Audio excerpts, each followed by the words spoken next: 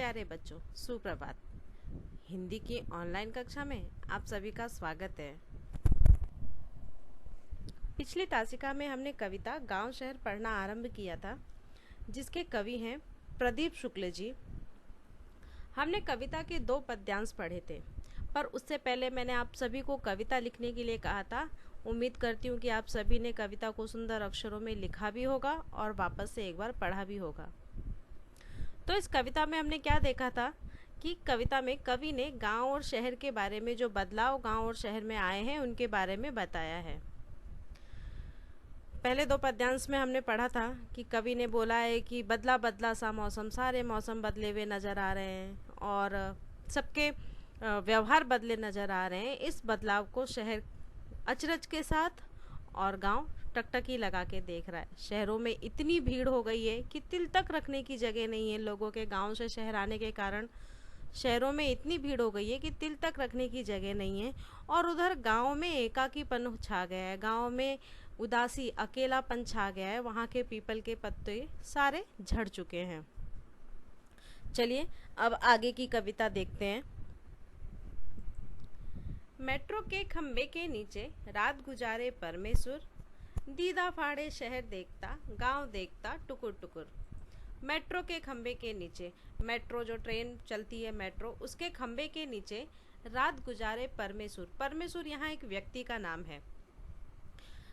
लेखक मतलब कवि कहना चाह रहे हैं कि जो व्यक्ति गांव से रोजगार की तलाश में शहर आते हैं, उनको यहाँ आने के बाद मूलभूत सुविधाएं भी प्राप्त नहीं हो पाती हैं। मूलभूत सुविधाएं हमारी क्या होती हैं? रोटी, कपड़ा और मकान।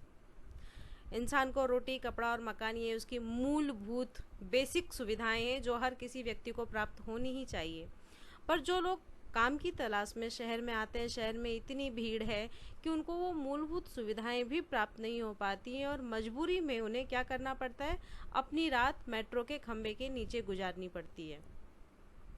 और इन सब चीज़ों को दीदा फाड़े शहर देखता, अचरज के साथ, आश्चर्य के साथ शहर देखता है और गांव देखता है टकटकी लगाकर, टुकुर टुकुर देख रहा है। मतलब इतनी भीड़ हो चुकी है शहर में कि लोगों को रहने के लिए जगह नहीं है, सोने के लिए छत नहीं है। मजबूरी में आकर वो लोग गांव से आते हैं काम की तलाश में, रोजगार की तलाश में, और मजबूरी में उन्हें फुटपाथ पे या मेट्रो के खंबे के नीचे अपनी रात गुजारनी पड़ती है। इधर शहर में सारा आलम, आँख खुली बस दौड़ रहा, वहाँ रेडियो पर स्टेशन राम दीन है जोह रहा। उनकी बात सुनी है जब से दिल करता है धुकुर पुकुर। आलम, आलम अर्थात दुनिया, जोहना, जोहना अर्थात इंतजार करना, और धुकुर पुकुर, धुकुर पुकुर मतलब घबराहट होना। तो कवि कह रहे हैं कि इधर शहर में सारा आलम, इधर शहर का जो सारी दुनिया है, सारा संसार है, वो ऐसा है, जो पूरा हाल है वो ये है कि आंख खुली बस दौड़ रहा। हर व्यक्ति आंख खुलते ही बस दौड़ रहा है। सुबह होते ही हर व्यक्ति अपने अपने काम के लिए भाग दौड़ कर रहा है। वहाँ रेडियो पर स्टेशन रामदीन है जो रहा, और वहाँ गांव में रेडियो पर स्टेशन रामदीन है जो रहा। रामदीन एक व्यक्ति का नाम है जो रेडियो पर समाचार सुन रहा है, न्यूज़ सुन रहा है। स्टेशन जैसे टीवी पे चैनल होता है, वैसे रेडियो पे स्टेशन होता है। आप लोगों ने सुना हो अगर रेडियो, तो आप लोगों को पता होगा कि एक पर्टिकुलर नंबर पे फ्रिक्वेंसी मैच की जाती है। एक पर्टिकुलर, एक निश्चित नंबर होता है स्टेशन का, उस नंबर को मैच करने पे वो स्टेशन से कनेक्ट हो जाता है। जैसे हमारे पास चैनल होते हैं टीवी में, कई सारे चैनल होते हैं, एक पर्टिकुलर नंबर प्रेस करने पे वो चैनल आता है, वैसे ही रेडियो में एक पर्टिकुलर फ्रिक्वेंसी मैच करने पे वो स्टेशन कनेक्ट हो जाता है। तो वहाँ रामदीन क्या कर रहा है? रेडियो पर समाचार सुन रहा है। उनकी बात सुनी है जब से दिल करता है धुकुर पुकुर, और उसने कुछ ऐसी बात सुन ली है कि अब उसका दिल घबराने लगा है, घबराहट होने लगी है। शहर में आप लोग जानते ही आए दिन कोई ना कोई घटना, कुछ ना कुछ घटता ही रहता है। कभी कोई एक्सीडेंट, कोई हादसा, कुछ अनहोनी घटनाएं घटती ही रहती हैं। तो उसने समाचार में कुछ ऐसी बात सुन ली कि अब उसका दिल घबराने लगा है, क्योंकि गांव से जो लोग गए हुए हैं, उसके प्रियजन गए हुए, अब उनके लिए उसको डर लग रहा है, उसका मन जो है घबराने लगा है। सुरसतिया के दोनों लड़के सूरत गए कमाने, गेहूं के खेतों में लेकिन गिल्ली लगी घमाने। यहाँ कवि कह सुरसतिया, सुरसतिया यहाँ पे एक महिला का नाम है, एक औरत का नाम है जिसके दो लड़के हैं। गांव की एक महिला है, उसके दोनों लड़के सूरत गए कमाने, बड़े होकर सूरत कमाने चले गए। देखिए हर पेरेंट्स, माँ बाप अपने बच्चों को बड़ी उम्मीदों, बड़ी अपेक्षाओं के साथ बड़ा करते हैं कि वो उनका सहारा बनेगा। पर रोजगार की तलाश में, काम की तलाश में सुरसतिया के दोनों लड़के सूरत कमाने के लिए चले गए और गेहूं के खेतों में लेकिन गिल्ली लगी घमाने। गिल्ली, गिल्ली अर्थात गिलहरी, घमाना अर्थात धूप खाना। पर जो सुरसतिया के गेहूं के खेत थे जिसमें कभी गेहूं की फसल लहलहाती थी, आज वो सूखे पड़े हैं। वो खेत आज वीरान पड़े हैं, क्योंकि लड़के तो दोनों सूरत चले गए हैं कमाने।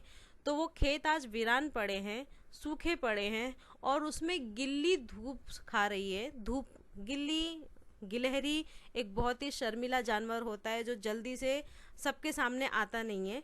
पर आज ये हालत है कि इतने वीरान है खेत की, गिल्ली उसमें आकर, गिलहरी उस पर आकर आराम से धूप खा रही है। लंगड़ाकर चलती है गैया, सड़कों ने खा डाले खुर, दीदा फाड़े शहर देखता, गांव देखता टुकुर टुकुर।